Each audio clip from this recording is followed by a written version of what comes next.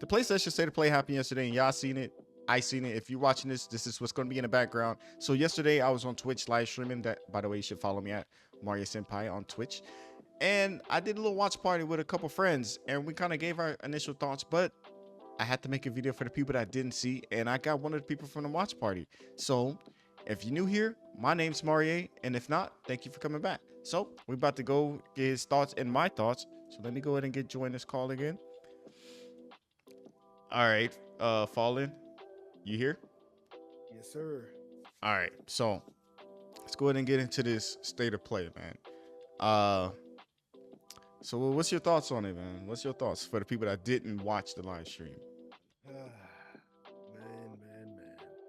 That state of play was my disappointment is immeasurable. Um, Nigga, you sound Number like one. or like you sound like you're in a game right now. Number one, um, there's just not enough reason to upgrade from base PS5. And let me explain why.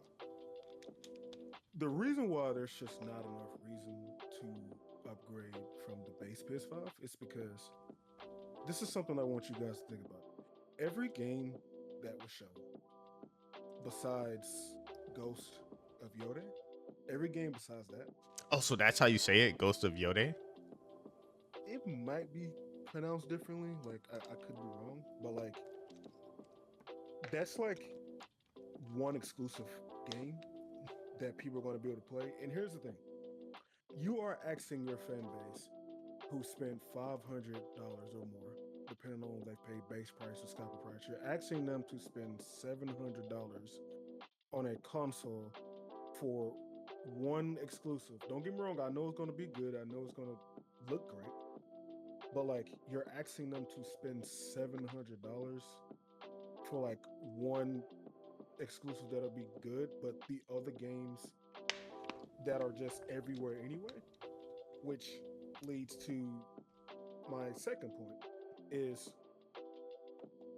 all of these games that are going to be on PlayStation 5, PlayStation 5 Pro are games you can play everywhere else anyway. Like almost every game shown, you can just play anywhere else. And the games that you can't will just be coming to PC anyway. So you're supposed to be selling me on a console. You're supposed to be giving me reasons why I want this console more than anything else. Anything else. Let me ask you guys a question. If you're an iPhone user and Android comes out and was like, "Hey, we have this feature or we have this or you can do this or you can do that." But everything that they named, you can already do that anyway on your iPhone. What So, incentive would you have to switch? okay, so one thing that you hear about the iPhone is the messaging, the blue bubbles and the green bubbles. So, if do you think people would switch over to Android and not care if they both have blue bubbles? Like, let's say, um, I'm texting you from an Android. I could do everything that I can do from an Android to your iPhone rather than just be an iPhone. Do you think people would switch over? I honestly Or do if not people think would that they have would. less incentives to stay. I mean, like you think they would have less incentive to stay with Apple? I don't necessarily think that simply because if you take two products that offer the same thing, um, you could really just go with either one of them at that point. So if your phone can do the same thing that my phone can do, why would you ever want to switch and why would I ever want to switch when they can just both do the same thing? Mm, I get what you're saying, but I feel like that analogy isn't like good. I would say because your point is correct me if I'm wrong. The whole point of the state of play is to showcase your best games, and the best games from the state of play were the games that you could literally play on any console, PC, not just PlayStation. And based off what you've seen, there was no reason for you to upgrade to the PS5 Pro. Yes. And the reason why there's no reason to upgrade to the PS5 Pro is because if you're showing me all of these games that I can already play, but there's one exclusive game that's going to be coming out, that might be, you know what I'm saying, entertaining or something that's going to be really good, that's not enough incentive to justify paying the extra price. Now, if it was like multiple games, like if it was like, I would say maybe 3 or 4 games that were in development where exclusive games were just like, man, like this game looks incredible. It's gonna run like crazy, and then like that'll have you thinking a little bit. How you thinking like maybe I should take the extra leap or whatever. But if you're showing a set of play where there's one game instead of like multiple, it kind of starts having you feel like, do I really want to upgrade? I don't know if I should. Because so the thing is, based off this state of play, this gives me no confidence going forward, at least in this gaming generation. And I'm kind of concerned about the next gaming generation as far as the consoles go. Because Indeed. based off the state of play, just lets me know that besides Ghost of Tsushima 2, they don't really have much. No. And or if they don't, they did Concord, and based off a comment I seen earlier, I told you that they said Concord was supposed to be 50% of it. Maybe that's a joke. I think it's more of a joke, but if that truly was the case, we lost because I feel like PlayStation placed a lot on Concord, and everybody seen the game, and I'm pretty sure everybody had the same mentality. This game's gonna flop. This game's gonna be this. This game's gonna do that. Exactly. But Exactly. the whole point was to like get us excited. Oh, I want a PlayStation. Why should I get a PlayStation for Ghost of Tsushima? Well, Ghost of Yokai or I don't know. I'm just saying Ghost 2. Ghost 2, right? And I'm not personally me. When I get a PS5 again, I'm getting it mainly for GTA 6 because that game's been in development for years, and last one came out when I was in high school. I feel like I have to get that.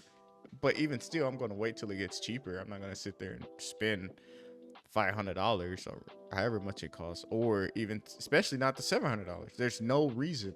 Every game that's PS5 Pro enhanced are games that we probably already beat. Exactly. And what's crazy about it is let's say for some reason I did get the PS5 Pro and I got those games, right? I'm barely going to play them games because I recently just played these games. Dragon's Dogma, for example. That game literally came out this year, right? It came out this year, at the beginning of this year. Yes. And I'm like at the end, I could just beat it if I want to, but like, I just was like, all right, I'm tired of kind of the performance problems at this point.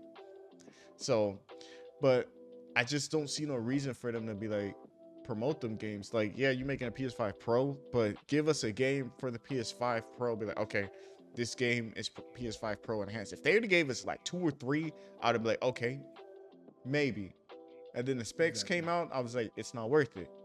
Um, it's just the state of play in the PS5 Pro just shows me that this generation of the gaming is just the worst it's been in a while.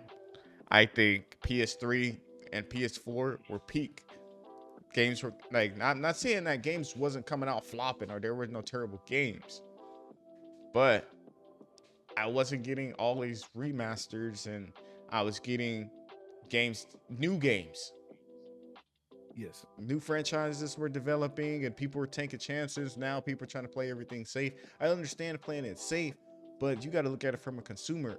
I don't want us like Spider-Man 2 was cool, but like, where's the DLC? Or it was more like, oh, the game is super short. I felt like they played it too safe with that game. Instead of making Spider-Man 2, give us a new IP. I don't know. I just feel like the state of play was more. Everybody was expecting it to be trash, but I feel like it was worse than what I expected. And Yes. then, And like, I'll go ahead. you got it. You got it. I was on Twitter, and some dude said the state of play was a 9 out of 10, and he was like, the key was to keep your expectations low. And I was like, I get that, but for me, I was just too. It was lower than what I thought. I would rate that more like a 2. Like, it's crazy because usually I'm excited for PlayStation State of Play. How did Xbox have the best gaming showcasing? Yeah, yeah, it's horrible. And like one thing I want to say, like another thing I want to say, if you have the base PS5, like if you just have like the base PS5, like right now, and you watch the state of play, there is not enough there to warrant a upgrade. There's just not enough because all of these games that we've seen that you would probably have interest in, you will be able to play on your base PS5 anyway. Like, and from what we have seen, at least what they've shown themselves, is all the improvements are in areas that no one will ever look at anyway. What I mean is, if you look at Ratchet and Clank Rift Apart, like when Mark Cerny was talking about the improvements, you look at the background and you see the shadows and the aliens and they're blurry or whatever. Let me ask you guys a question. When you're actually playing a game, any game, no matter what you're playing on, are you actually sitting there looking at the background like, oh man, that grass over there looks great? Or if you're playing a Spider-Man game, if you're playing a Spider-Man game, are you actually looking at the traffic, looking at the trees? Are you actually looking at that, or are you swinging through the city? It's better technically, yes, but it's not better in ways where like it's a massive, massive, massive difference. You see what I'm saying? It's not going to be some revolutionary technology because it's going to be better, but only in ways that you're not really going to even notice. You're not going to be looking in those areas to where Sony is claiming that it's going to be better, and you're just not going to be doing that. So when you look at it from that perspective, ask yourself, do you really think it's worth upgrading? And to me, my opinion, I don't think it is. Nah, nah. Well, we're cooked, bro, because they did the 30th anniversary PS5 Pro and people done switched up, and that was more expensive. It's a bundle. I feel like the bundle that they're showing with the 30th anniversary that should have been $700. That one should have been $700 and probably a little bit more 750 or whatever because you come with a controller and I can understand that right now. The PS5 Pro, I would have understood if it was like an extra $100, $50, or the same price. If it, actually, I would have been okay if it did an extra $100 and it was this, and it came with the little stand like the original PS5 did. So I don't know. I think next gen is gonna be cooked because if they gonna sell out, it depends if they actually sell out. Now, if they make good sales and it's $700, what's gonna stop them from making the PS6 more expensive? And Xbox is gonna see this. You think they're not gonna take advantage of it? Because I know Xbox realized how bad they did this generation. I'm pretty sure, or at least they're gonna try to do better next generation if they're actually gonna come out with a console. So I think it all comes down to this. The state of play was terrible, and I'll give you a reason. There's no competition for them. No. No competition. Xbox has no competition. PC is its own thing, and PlayStation trying to get into that market. And PC players are going to be play PC games, and it's just for me. I just don't see no reason for them to do anything better if they have nobody, threatening their position right now. Unless Xbox get back to that powerhouse that used to be in Xbox 360 days, where they had to come with the quality stuff, there's just no reason for them to be like, oh yeah, we need to make sure all this is good. Because right now, everything's terrible. Xbox is trying to get into other things. I feel like the problem with all that is we're going to a different video for what Xbox got going on. But the state of play was just, it just shows how bad creatively these developers are. And most actually, there's only two games I was interested in: Ghost 2 and Monster Hunter. Like other games, I was like, oh, it kind of looks interesting, but like it's not enough for me to go out and buy. Like I would have to see it. The only two games I was generally interested in was Ghost 2 and Monster Hunter. And actually, most people said Ghost 2 saved it. So that's my thoughts. I'm just very, very disappointed. Usually we look at PlayStation as the exclusive king, or they have all the quality exclusives. But it seems like they don't even have exclusives like that. What are they gonna do? Remaster every exclusive? When I seen the Horizon Dawn remaster, was it Horizon Dawn? Yes, no, it was Horizon Zero Dawn. Yes. Yeah, I'm sorry about that. But when I seen that, I was like, bro, there's no way. There's no way they did that, bro. Like, for real. I It's thought it was just gonna be like Days Gone too. I was like, bro, Days Gone. I would rather. I don't know. I just don't want to see any remasters for a while. But and a lot of those games, man, a lot of those remasters in games, like all of those games, like a lot of them, are like one and dones. Like, what are the chances that you're gonna go back and play those games that you played years ago anyway? Like, don't get me wrong. There's some people who like replaying games that they've played because they just love them. Hell, I replayed God of War 2018. Replayed that countless times on my yeah, PC. But like, but the thing is though, it's like that's not going to sell consoles. yeah, Like, if I see a lot of games I love playing getting remastered, like that I've played years ago, that's not going to sell the console for me. Sequels and new games is what's going to sell the console, not remasters. yeah. That's terrible, man. That's terrible. But I just can't believe that it was just that bad. Like, if you would have told me when the PS3 and Xbox 360 era that gaming was gonna get like this, I would have thought you was crazy. I would have been like, "There's no way that game is gonna get worse." But shows how gullible and naive I was as a kid, right? So, you got any last minute thoughts? Anything you want to say before we go ahead and wrap this up, man? Man, just all I want to say, man, is just look, it's your money. You can do whatever you want. We're just giving you guys what we think about it. But do what you want. But we just don't think it's just worth it. It's just not. But that's all I have to say. Yeah, I think the PS5 Pro isn't worth it. They don't really have much right now. Um, Maybe 2025 they're gonna drop like a couple bangers. We'll see what happens. But even still, I'm personally not gonna get it. I think the state of play was a real letdown, and I think PlayStation knows it.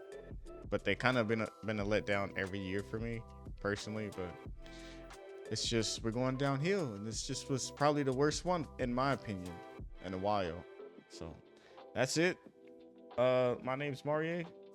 His name's Fallen, and we out of here. Peace. Peace.